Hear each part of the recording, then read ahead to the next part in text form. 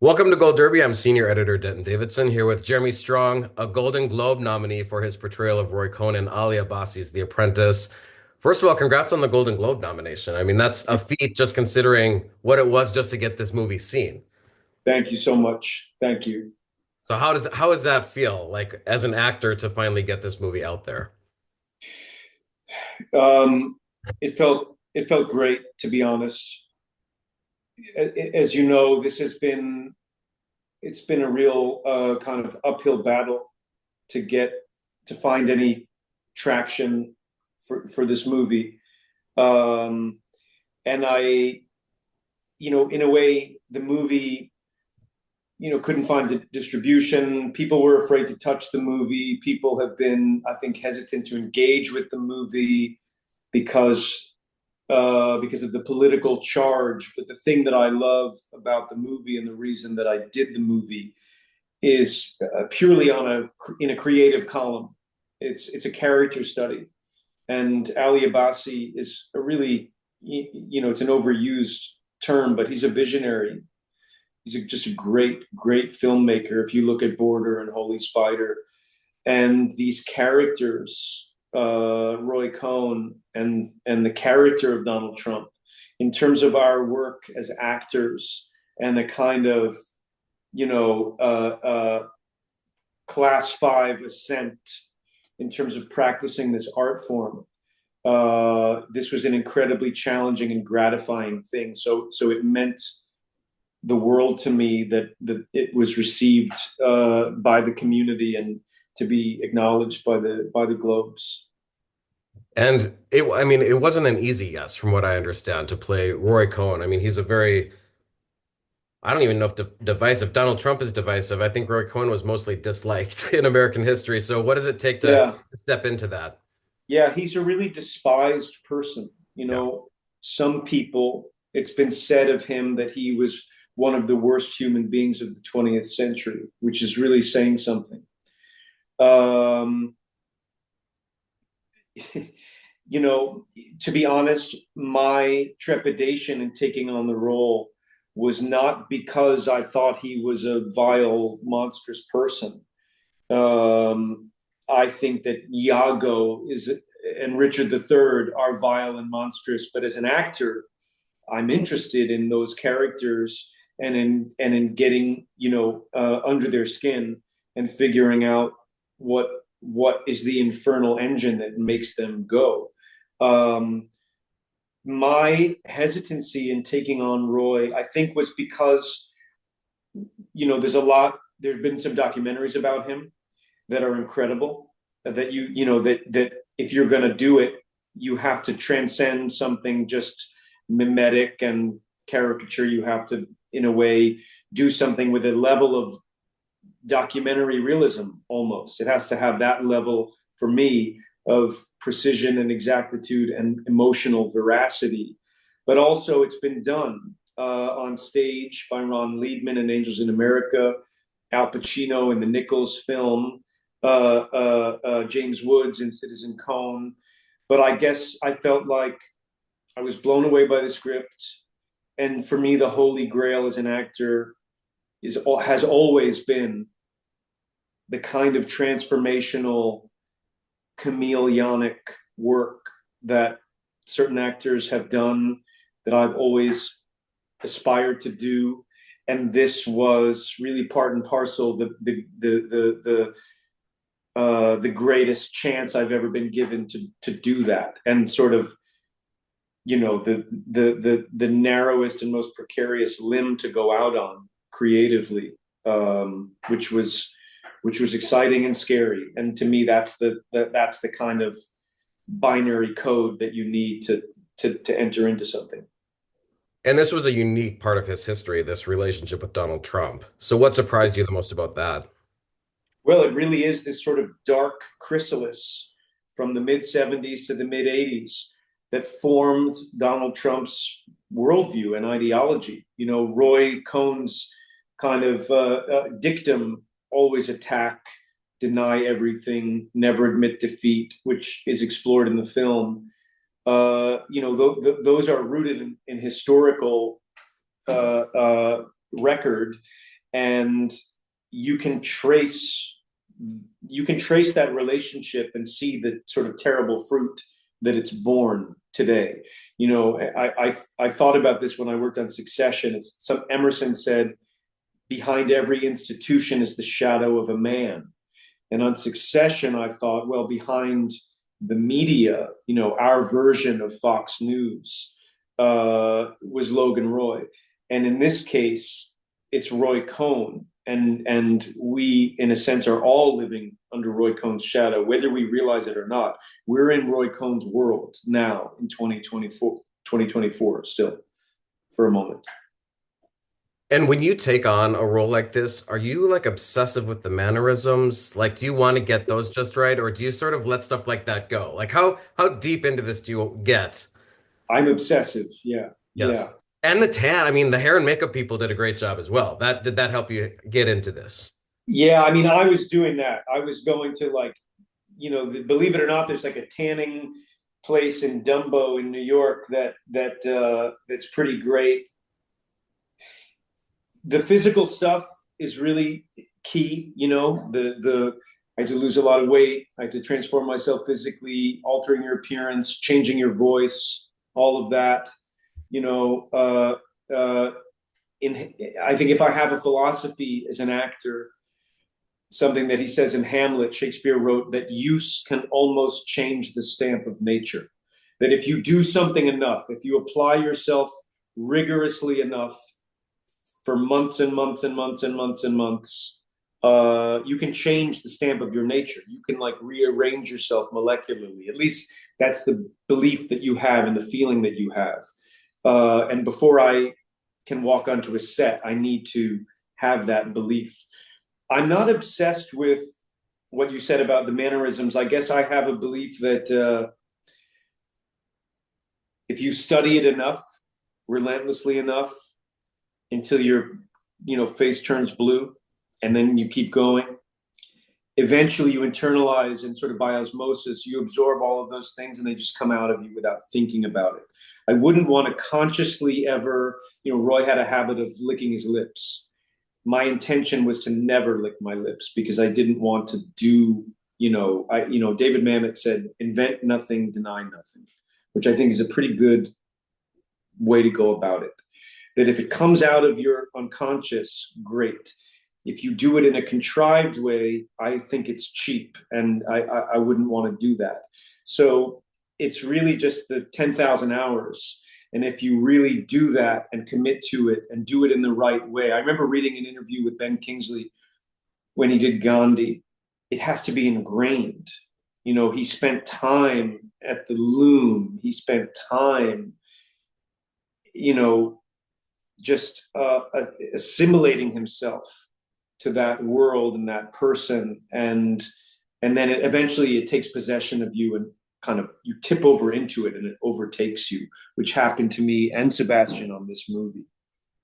What was that like? I mean, you both have these big personalities that you have to try to walk that fine line. What was it like going back and forth with Sebastian? When I spoke to him, he said you guys didn't really communicate a lot outside of the film until after, really, like when you've been doing Yeah. this. No, I feel like I met him. I did a play in New York last year, and he came to see it after we finished the movie, and I feel like I met him then.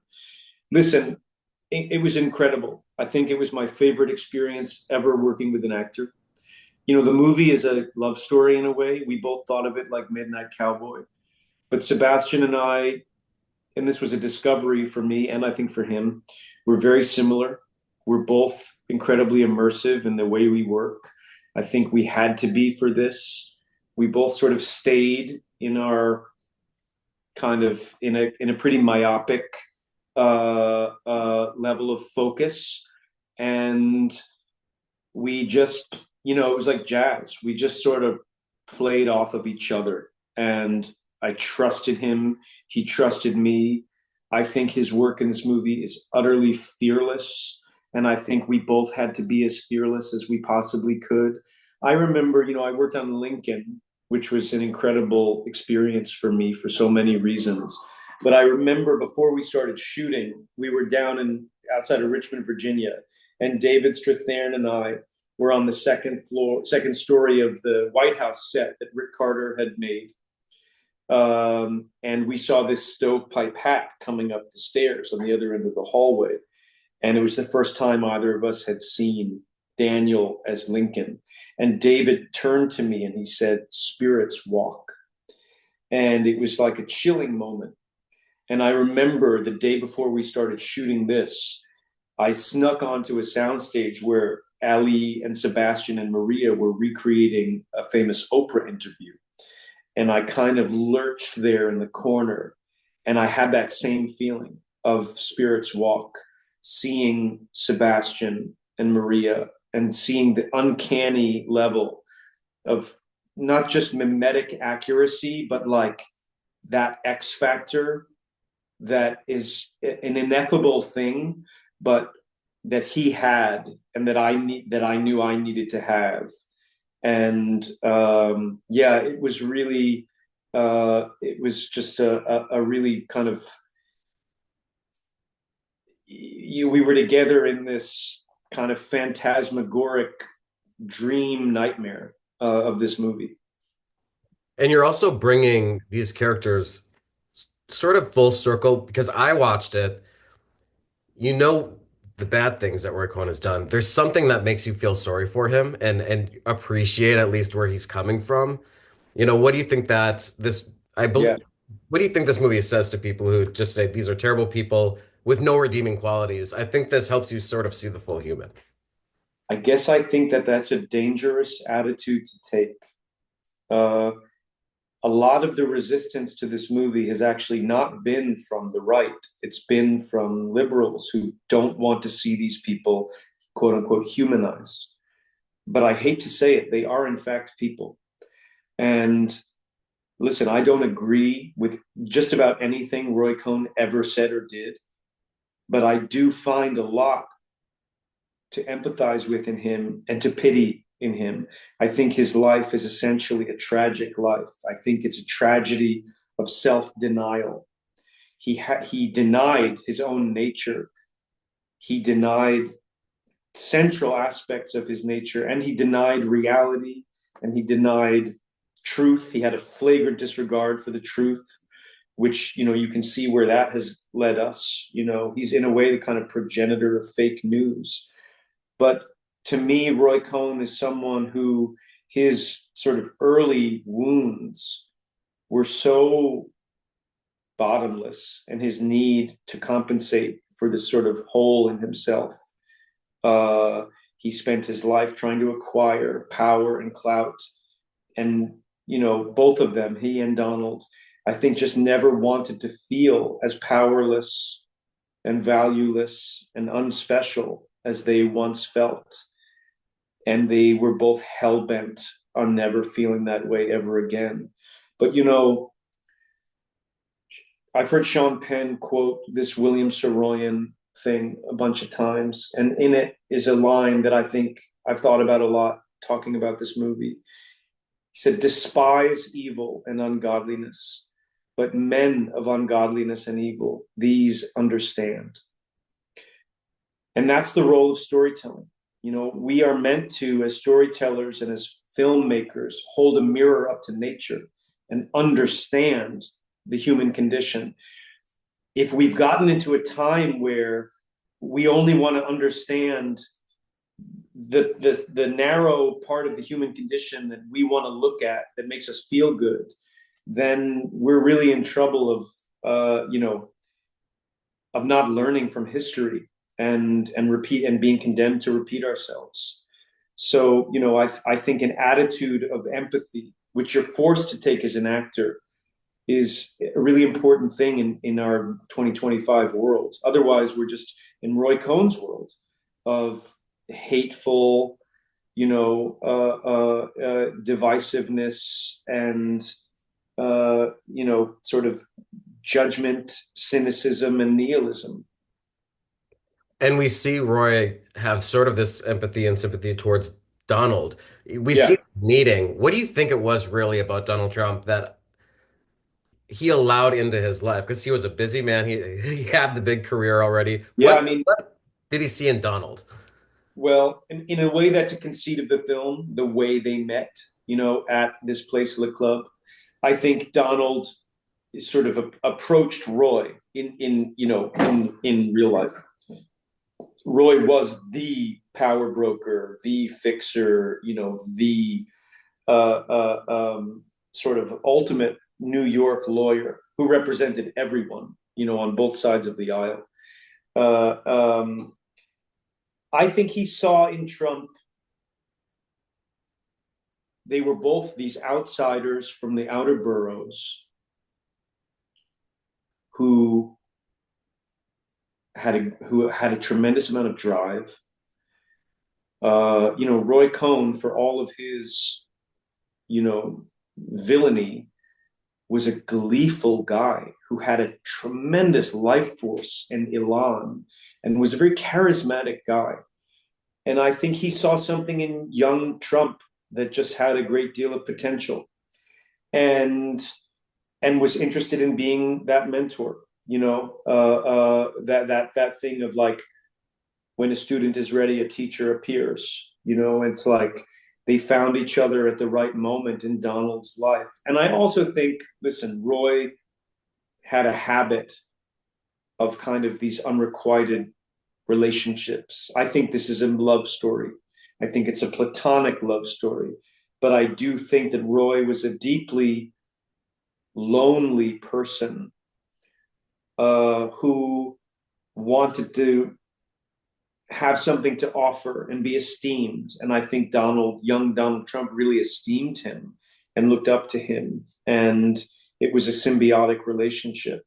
Of course, the apprentice then eclipsed the master. And in that sense, it's a Frankenstein story, which is what Ali sort of did so brilliantly. And is kind of the magic trick of the film, that you think Roy Cohn is the devil. And then as his power diminishes, Donald Trump supersedes him. And Cohn, sort of for a single moment at the end of the film, at least I wanted to kind of build it this way, stares into the abyss of his own wasted life, into, I should say, a kind of, I don't know, infinite regret, just for a moment before he dies. Was that the most challenging scene for you? That final sort of where Donald, we see him overtake him as the more powerful, or what was the toughest, do you think, for yourself? In a way, the toughest thing, if I'm being honest, is to create the character. To create the character in 360 degrees with enough kind of,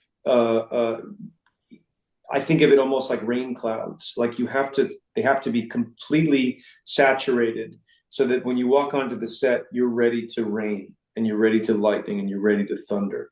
That's the hardest part, to walk onto the set as Roy Cohn, or in this case, walk onto the set as John Landau. But that scene was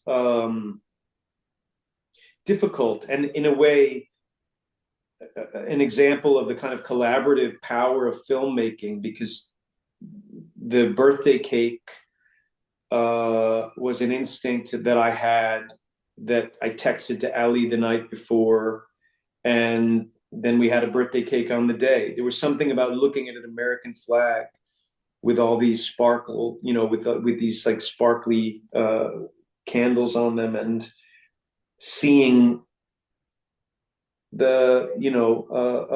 seeing his life before his eyes, that you almost can't, words can only take you so far. And it was one of those moments that was a moment of discovery. But there were so many scenes that were, every movie you do, there's a few that hang over you where you're like, oh, fuck. And that was certainly one of those scenes. Confronting Donald on the street was one of those scenes. But yeah, the end of the movie, absolutely. Yeah, yeah. Because in a way, I didn't believe that Roy Cohn was capable of vulnerability. He actually detested vulnerability. And he spent his whole life building up this armature, this bellicose, tough, invincible, invulnerable self. And I knew I didn't buy it that all of a sudden he was like this vulnerable guy. You know, if you read about that visit to Mar-a-Lago, which happened, Roy, who had HIV, was so sick and in so much pain, but he was so defiant that he refused to sit in a wheelchair. He stood the whole time. He was in denial to the very end. So I felt like if there was going to be a moment of vulnerability and diminution, we had to really earn it, and I had to believe it. And somehow we got there. I guess it was a heartbreak. There was a kind of cleft in his heart because he loved Donald. In life, you know, they talked on the phone like 20 times a day for a decade. And then when Roy got sick and he started to kind of, you know, lose his power and his, you know, pride of place, Trump essentially discarded him and treated him like a pariah. And I think it broke Roy's heart. And then his heart was doubly broken because he was disbarred. And, you know, eyewitnesses say the only time they ever saw Roy Cohn cry, he was at his Greenwich house the day he was disbarred, was when he found out that he was disbarred. That's how much he loved practicing law and how central a part of his identity it was. Without law, Roy is this lost boy who, you know, when he was in that age, you couldn't be openly gay and practice law in the way that he wanted to do. So he had to just stamp out and essentially destroy a part of himself, which created a kind of nihilism towards the world. You know, in Richard III, there's an amazing line. He says, "And I, no friends to back my suit at all, but the plain devil and dissembling looks, all the world to nothing." To me, that's Roy Cohn, all the world to nothing. And in a very frightening way, that's also the view of his Apprentice. You have so many quotes that you remember. How do you Oh, remember so? How does this stuff stick in your head? you know, I think I've just been learning lines since I was like 4 years old, and I don't remember like large swaths of my own life, but for some reason, certain things stick in there. But like, I can't remember how old I am half the time. Well, now you and Sebastian are both Golden Globe nominees. You, of course, won a Golden Globe and an Emmy for Succession. When you look back on your whole life, do you remember the very first award you won for anything in life? Like, was Yeah. there like what was Oh, your first award ever for anything? oh, you know, I don't remember, but I do very much remember the first time I was nominated and won something for the work on Succession, and that was a Critics' Choice Award, and it was just the first time I felt like the community. It was the first time I'd ever heard my name out loud or felt like people that I looked out at a room full of people that I greatly admired to be to have done a piece of work that was worthy of being in that room. I just remember that was a monumental feeling for me, and to be honest, it is every time. Every time you do something that the community recognizes and acknowledges, I don't think I'll ever get used to it. But it's like indescribably meaningful. Well, congratulations on doing it again with The Apprentice. Thanks, Such a Denton. great film. Good luck this award season, and thanks for sitting down with Gold Derby today. Great to talk to you.